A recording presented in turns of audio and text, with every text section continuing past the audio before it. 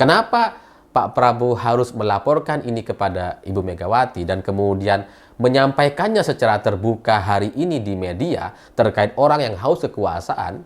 Ya jelas itu karena untuk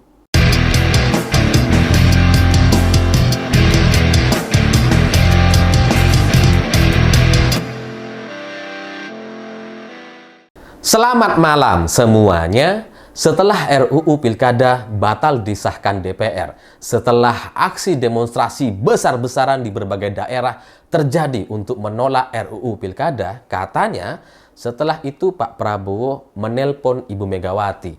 Dari sumber yang lain saya juga mendengar ada agenda pertemuan keduanya di hari yang sama. Jadi nggak tahu apakah ini terjadi pertemuan tertutup atau hanya via telepon. Tapi pada intinya Pak Prabowo bilang kepada Ibu Mega bahwa apa yang terjadi di DPR sana dari upaya mempercepat atau buru-buru mengesahkan RUU Pilkada itu sama sekali bukan arahan Prabowo, menurut Pak Prabowo gitu ya. Dan setelah itu katanya anggota Gerindra di DPR sana itu juga nggak hadir, sehingga itulah yang kemudian membuat sidang atau rapat paripurna itu jadi nggak cukup anggota. Nah, dari cerita-cerita yang beredar sejak kemarin ini terus terang agak membingungkan karena bagaimanapun undangan yang disebar oleh pihak DPR kepada anggotanya, kepada pemerintah itu semua berdasarkan tanda tangan Dasko. Dan Dasko ini adalah elit Gerindra. Jadi kalau Pak Prabowo bilang bahwa itu di luar arahan dia tidak mengarahkan, dia tidak mengatur agar terjadi pengesahan RUU Pilkada, itu kan artinya Pak Dasko ini bergerak sendiri, gitu kan? Dia atas inisiatif sendiri atau ada tekanan dari pihak luar, kita nggak tahu. Tapi faktanya yang mengundang anggota DPR, yang mengundang pihak pemerintah atau yang diwakili Tito Karnavian itu Dasko gitu. Dan Dasko ini DPR, Gerindra gitu kan.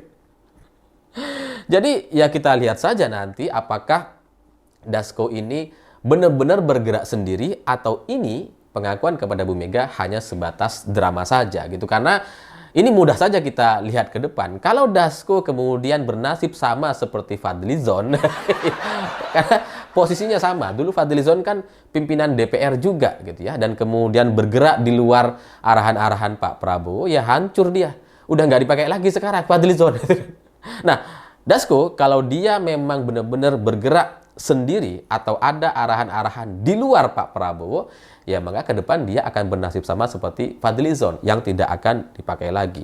Dan kalau ini semua terjadi, maka ya besar kemungkinan Dasko dimarahin sama Pak Prabowo. Ya nggak tahu dimarahinnya dengan cara gimana, kan? Tapi dengan cara Dasko kemudian bergerak membebaskan demonstran yang ditahan oleh pihak kepolisian gitu ya. Ini kan menunjukkan bahwa nampaknya Dasko merasa bersalah gitu.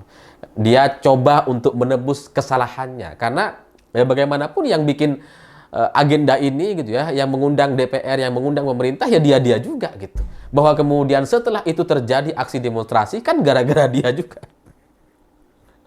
Ya tapi di luar soal apakah Dasko ini bergerak sendiri, ada tekanan dari luar atau benar-benar itu di luar arahan Pak Prabowo Subianto, yang menarik dari sisi cerita Prabowo menelpon Ibu Megawati ini menunjukkan bahwa peran Ibu Mega ini sangat-sangat luar biasa ternyata. Pengaruhnya itu cukup besar gitu. Bahkan seorang Prabowo harus mengklarifikasi. padahal kan nggak perlu gitu. Tapi nampaknya Pak Prabowo khawatir itu kemudian dia dicurigai sebagai pihak-pihak yang coba bikin keributan atau menginisiasi RUU Pilkada, atau adalah pihak yang dianggap nantinya menjegal langkah PDI Perjuangan. Pak Prabowo nampaknya tidak mau ada kesalahpahaman antara dirinya dengan Ibu Megawati yang pada prinsipnya Gerindra tidak sedang berhadapan-hadapan dengan PDI Perjuangan. Kalau ada orang-orang pihak yang ingin menjegal, ingin menghantam PDI Perjuangan, itu bisa dipastikan bukan dari Gerindra dan bukan dari Prabowo Subianto. Pertanyaannya, kalau bukan Prabowo, lalu siapa gitu kan? Siapa gitu ya? Pilihan lainnya ya cuma cuma Pak Jokowi gitu. Karena kemudian yang punya kepentingan memang kebetulan Pak Jokowi dan keluarganya. Kebetulan Kaisang juga sudah mengurus surat-surat persyaratan untuk maju di Pilkada 2024 itu, sehingga besar kemungkinan memang dari pihak sana arahan atau instruksinya gitu. Dan hari ini gitu ya, untuk meneguhkan posisi Prabowo Subianto atau sikap Pak Prabowo, hari ini Pak Prabowo bilang soal haus kekuasaan. Dia menyinggung seseorang. Nggak tahu siapa, tapi ini pasti ada kaitannya dengan RUU Pilkada, dengan demonstrasi besar-besaran yang memang ditujukan kepada orang-orang atau pihak-pihak keluarga yang ingin melanggengkan kekuasaannya. Nah, Prabowo kira-kira bilang seperti ini. Mereka-mereka yang terlalu haus dengan kekuasaan dan kadang-kadang kekuasaan hendak dibeli, hendak diatur, hendak dikendalikan oleh kekuatan-kekuatan lain, kekuatan-kekuatan di luar kepentingan rakyat, ini yang bisa ganggu atau bahkan merugikan suatu bangsa. Nah, pertanyaannya ini siapa gitu. Tapi sebelum kita bertanya ini siapa gitu ya, jadi kecurigaan saya terkait RUU Pilkada yang buru-buru disahkan itu ada pesanan atau dibeli, ini mendapatkan konfirmasi. Karena Pak Prabowo juga bilang hal yang sama.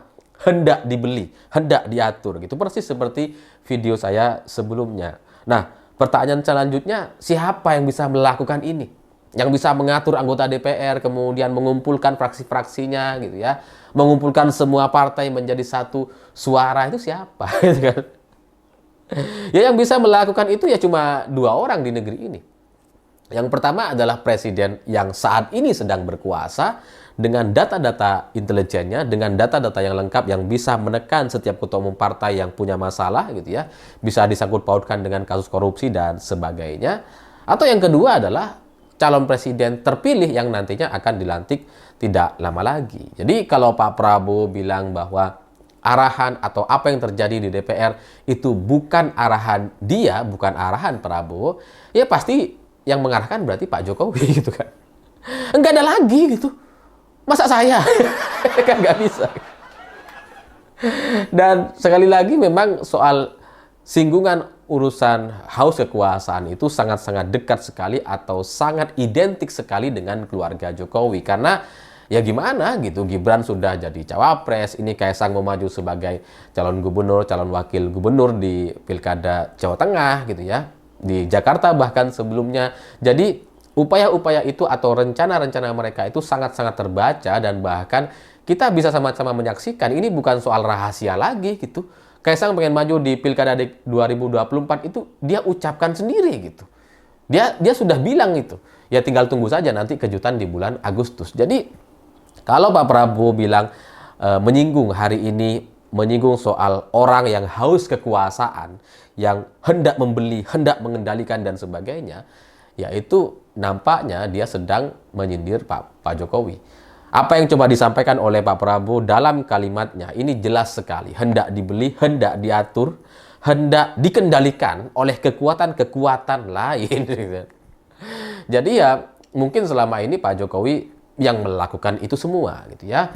Yang bisa mengendalikan, yang hendak membeli gitu ya. Sehingga ya ke depan kita bisa saksikan bahwa nampaknya Pak Jokowi juga akan ditinggal oleh koalisinya gitu. Jadi ya kalau Pak Jokowi bisa selama ini bisa menekan, bisa mengendalikan dan sebagainya, itu karena dirinya masih punya kekuatan.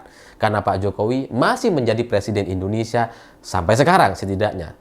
Tapi nanti setelah Oktober ini semua tidak akan bisa dikendalikan oleh Pak Jokowi lagi. Itu pesannya. Dan kenapa Pak Prabowo harus melaporkan ini kepada Ibu Megawati dan kemudian menyampaikannya secara terbuka hari ini di media terkait orang yang haus kekuasaan, ya jelas itu karena untuk menjelaskan posisi Gerindra dengan PDI Perjuangan.